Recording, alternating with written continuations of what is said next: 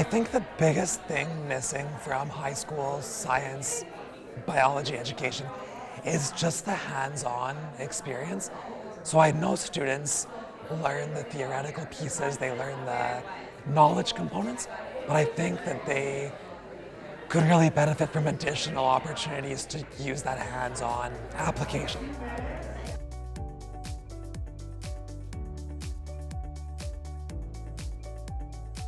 A lot of students come in, especially with biology, thinking it's memorization, and they take it because they don't want to do chemistry or physics with the math. And so they think bio is just going to be easy and that it's very simple and very basic, and they don't really realize the depth that we are going to go into. For me, it's really just bringing hands-on learning into the classroom in any way possible. So anything I can do where they do a hands-on experiment to learn a concept is really something I'm interested in.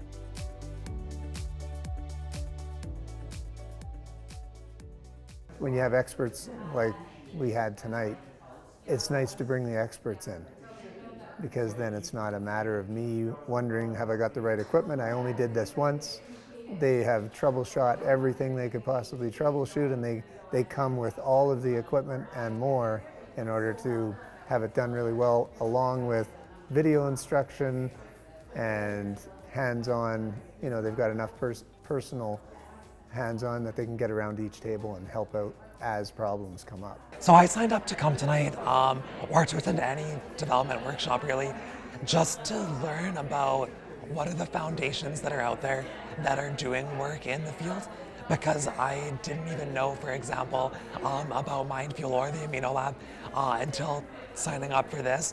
So then you build out that repertoire of agencies that exist that you can potentially get resources from, learning new techniques to take back to the classroom, and learning how some of the technologies work and how to use those, that I can then hopefully at some point use those with my students.